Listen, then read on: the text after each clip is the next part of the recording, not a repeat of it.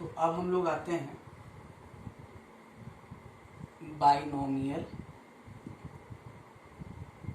Approximation.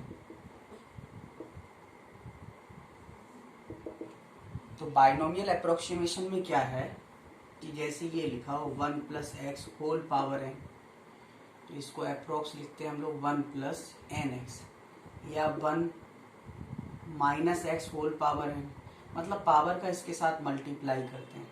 लेकिन कब करते हैं? हमेशा नहीं करते हैं। जब ये जो x है इसका वैल्यू 1 से बहुत छोटा हो तो हम इसको ये लिख सकते हैं। तो इसके बेसिस पर जैसे हम सिंपल कुछ एग्जाम्पल लें, जैसे मैं कहूँ कैलकुलेट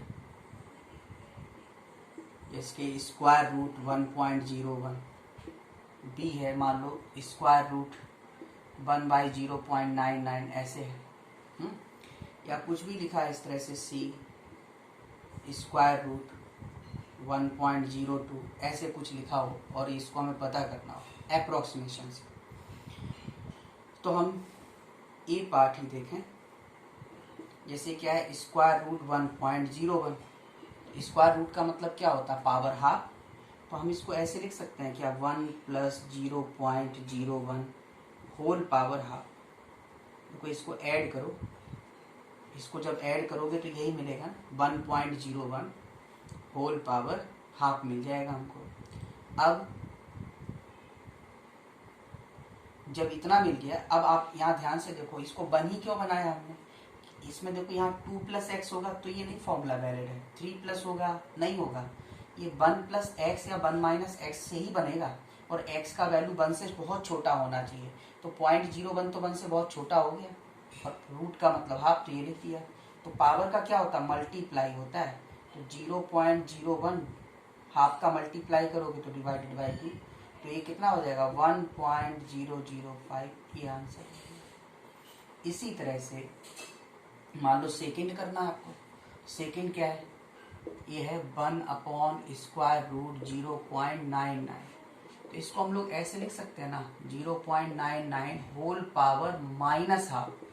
तो 1 - 0.01 whole power minus half, multiply करो तो माइनस माइनस प्लस 0.01/2, तो 1.005। इसको देखो डिवाइड करोगे ना तो 0.00 ऐसे बनेगा, 1 + 0.005 ऐड कर दो, इतना आ गया। तो ये कैलकुलेशन में थोड़ा आसानी हो जाती है जहाँ पे हमें ज़रूरत पड़ती है, तो इसलिए हम इसका यूज कर रहे हैं। ऐसी सी है 1.02, तो इसको हम लोग क्या लिख सकते हैं 1.02, पावर ऊपर गया तो माइनस हाफ। अच्छा, अब 1 प्लस में ही बनाना है, तो 0.02 पावर माइनस हाफ, पावर का मल्टीप्लाई होता है तो 1 + 0.02, और माइनस करोगे तो यहाँ माइनस, और ये तो 0.01 बचेगा, 1 - 0.01 माइनस करो तो 0.99 आ जाएगा। तो ये ऐसे हम लोग कैलकुलेट कर सकते हैं। तो ये बहुत छोटी जब पावर्स होती हैं, मतलब सॉरी एक्स का वैल्यू जब बहुत छोटा होता है तो उसमें हमको ये अप्लाई करना होता है ना। तो बाइनोमियल अप्रोक्सीमेशन कैलकुलेशन करते हैं तो कहीं कहीं ज़रूरत पड़ जाता है, तो हम उसका यूज कर लेंगे, है ना। सेकेंड जो है बेसिक मैथ का पार्ट, वो है लॉग। तो लॉग में क्या करना है, लॉगरिथम या लॉग कहते हैं सिंपल, है ना। तो इसमें क्या है कि जैसे हम लोग पावर में डिफाइन करते हैं, जैसे हमने लिखा 10 का स्क्वायर कितना होता है 100 होता है।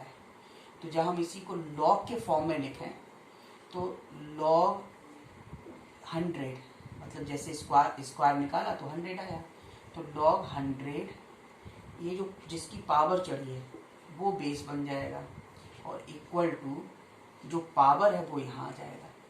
मतलब इसी को ये एक्सपोनेंट फॉर्म हो गया, मतलब पावर का फॉर्म हो गया, है ना। ये पावर का फॉर्म हो गया, और पावर को जब लॉग में बदलते हैं तो ऐसे होता है। कहने का मतलब जैसे अपन ने लिखा x की पावर y = z, तो इसको हम लोग बोलेंगे log z, है ना। और ये x = y, इसको पढ़ते कैसे हैं, इसको हम पढ़ेंगे log z ⁴ x, ये हो गया। तो और ऐसे लिखा हो, यदि इस तरह से लिखा है तो इसका मतलब क्या है, यदि इस तरह से लिखा होगा तो ये z इक्वल टू एक्स की पावर बाई ये बन जाएगा। उल्टा करो, जब इसको इतना लिख सकते हैं तो इसको क्या लिख सकते हैं, ये लिख सकते हैं, ये लॉगरिथमिक है। तो इसकी कुछ प्रॉपर्टीज हैं। तो प्रॉपर्टीज में पहला प्रॉपर्टी तो ये है, देखो बेस तो जरूर होगा, हम चाहे लिखें चाहे ना लिखें कोई ना कोई बेस जरूर होता है।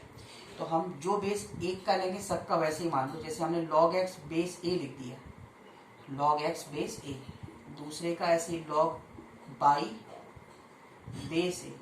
तो जब log प्लस में होते हैं तो ये इंटू बन जाता है x इंटू वाई और बेस a। ध्यान ये रखना है, इसमें तुम ऐसा नहीं कर सकते कि log a कॉमन ले लिया। जैसे साइन को याद करो, जैसे sine x plus sine y लिखा हो, तो क्या इसमें तुम ऐसे कर पाते हो कि साइन कॉमन ले लिया। साइन अकेला का कोई मतलब थोड़ी होता है, साइन x का मतलब होता है। तो जहाँ साइन x कॉमन हो रहा होता तो होता कॉमन, ये नहीं कि साइन अकेला उठा लिया। साइन का अकेला कोई मतलब नहीं होता है, वो किसी ना किसी एंगल के साथ होता है, अकेला नहीं होता है। तो इसलिए साइन x में से साइन अकेला कॉमन कभी नहीं आएगा। नहीं सोचें कि कोई ये एलजेब्रा थोड़ी है, न्यूमेरिकल वैल्यू थोड़ी है कि साइन कॉमन ले लिया तो बचा x प्लस वाई। तो जिस तरह इसमें नहीं कर सकते हैं, जैसे इसमें नहीं कर सकते हैं, इसी तरह से लॉग वाले में भी, लॉग भी कोई ऐसी वैल्यू थोड़ी, लॉग हवा का थोड़ी निकालते हैं, लॉग हमेशा किसी ना किसी नंबर का निकालते हैं, तो वो नंबर होना चाहिए। तो इसमें हम ये नहीं सोच सकते, नहीं तुम्हारे दिमाग में ये चले कि लॉग ए है दोनों में, कॉमन ले लो तो x प्लस वाई बचेगा ब्रैकेट में, नहीं, ये इसकी प्रॉपर्टी है।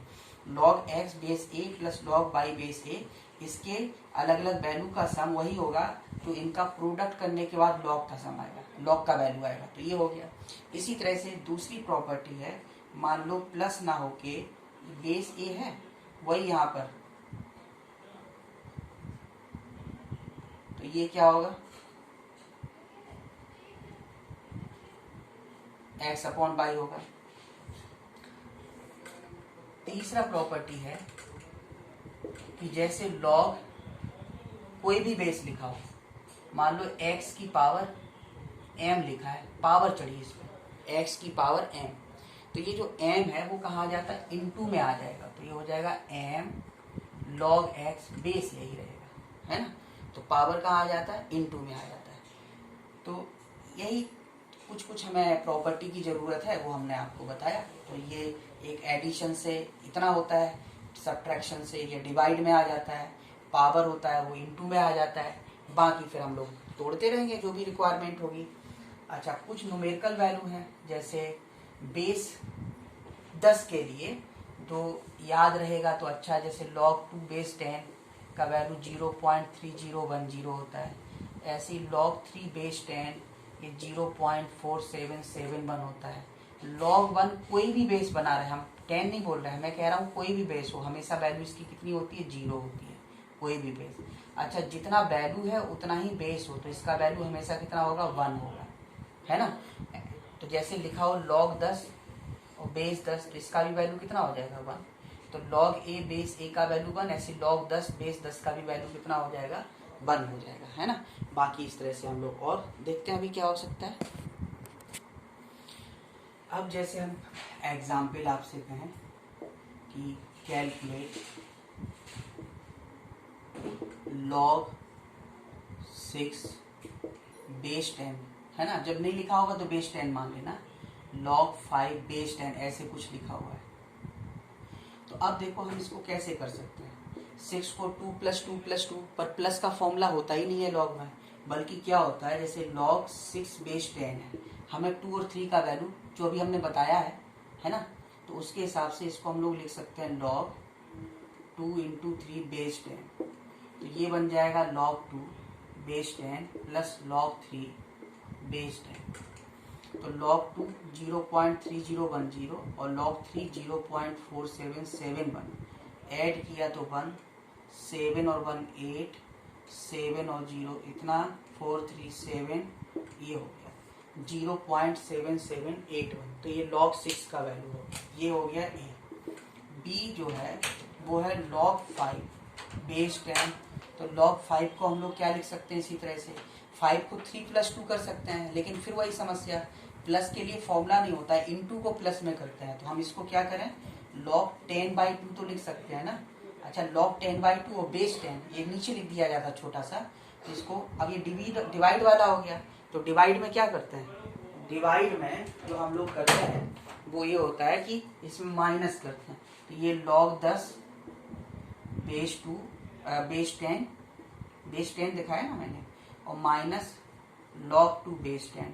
अब log 10 बेस 10 का वैल्यू 1, log 2 0.3010, माइनस करो, 0 हुआ, 9 हुआ, 1 हुआ तो 9 हुआ, 4 हुआ तो 6 हुआ, तो 0.6990 ऐसे हम लोग वैल्यू निकाल सकते हैं। अच्छा, जैसे log का बेस 10 होता है उसी तरह से बेस e होता है।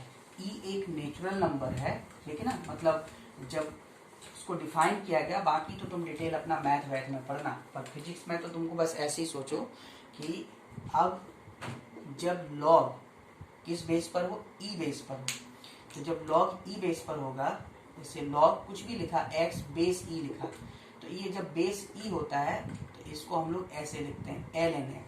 तो ln का मतलब हो गया सीधा सीधा कितना, बेस e, ln का मतलब बेस e। बाकी सारी प्रॉपर्टी वही, कैसे, जैसे हम पहला कहें कि मान लो हमने लिख दिया ln x इंटू वाई, है ना, और यहाँ पर ln मतलब log to the base e होता है, इसी log a बेस e को ln लिखते हैं, तो ये हो जाएगा ln x plus ln y।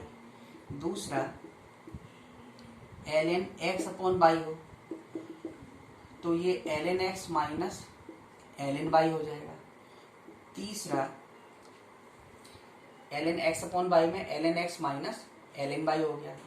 Third जो है वो मान लेते हैं कि लिखा हुआ है ln x की पावर n, तो वो एक पावर इनटू में आ जाएगा। फिर फोर्थ ये जो बताया कि ln e ही लिख दिया जाए, e मतलब बेस होता है, और इसमें e जो होता है वो अप्रोक्स 2.7 होता है वैल्यू उसकी, लगभग 2.7 2.7। तो ये ln e का वैल्यू मतलब log e बेस e, तो इसका वैल्यू कितना होगा, 1 हुआ, तो ये वाला प्रॉपर्टी हो जाएगा, है ना। बाकी तो फिर वही, जैसे ln 1 लिखते हैं तो ln 1 का 0। अच्छा, जैसे log 10 का पता है वैल्यू, तो जब किसी भी ln को जैसे ln x लिखा, इसको बेस 10 में बदलना हो, कितने में, बेस 10 में, ये सब तुम्हें याद कर लेना है। तो बेस 10 में बदलने के लिए मल्टीप्लाई करते हैं 2.303 log x बेस 10। ये खाली फिजिक्स में जरूरत नहीं पढ़ना, केमिस्ट्री में भी पढ़ना है log का। तो जब बेस e को बेस 10 में बदलें तो 2.303 का हमें क्या कर देना है, मल्टीप्लाई कर देना, तो ये log का प्रॉपर्टी हो गया। अब जैसे ऐसे भी कुछ कुछ एग्जाम्पल्स बन जाते हैं, मान लीजिए आपसे कह दे कि log x base 2 equal to 5 और कहे कैलकुलेट x, तो अब आप देखो, तो इसमें क्या लिखना है, हम इसमें यही लिखेंगे। देखो अभी कैसे निकालो, जैसे ये x है तो हमने क्या बताया था आपको, log x बेस 2, तो ये एक्सपोनेंट के फॉर्म में बदलो, तो ये वैल्यू जो होती है बराबर, ये जो बेस होता है ये पावर में चढ़ जाता है, तो पावर में कितना होगा 32, क्यों, 2 into 2 into 2 into 2 into 2, 5 times करो तो 32 आ जाएगा। इसी तरह से मान लीजिए ये कह दें कि if log 25 base x equal to 2, तो अब कैलकुलेट x, अब इस बार बेस बना दिया हमने, मैं कहूँ कि कैलकुलेट x, तो अब इसमें क्या होगा, देखो 25 इक्वल टू x, ये पावर में चढ़ेगा तो x स्क्वायर 25, तो x इक्वल टू क्या होगा, प्लस माइनस 5। एक चीज ध्यान रखना, log ना तो किसी नेगेटिव नंबर का होता है ना उसका बेस नेगेटिव होता है, ना तो किसी, मतलब ये जो x है या बेस ही कुछ भी लिखा रहता है वो हमेशा सब पॉजिटिव होते हैं। तो यहाँ पे x इक्वल टू कितना आ जाएगा भाई, x स्क्वायर 25 है तो x बराबर प्लस माइनस 5 आता है, तो माइनस नहीं लेना, क्या लेना है, 5 लेना है, तो ये b हो गया, है ना। इसी तरह से तीसरा देखो, तीसरे में इसी में मान लो ऐसे लिखा हो कि लिखा हो जैसे c कि इफ log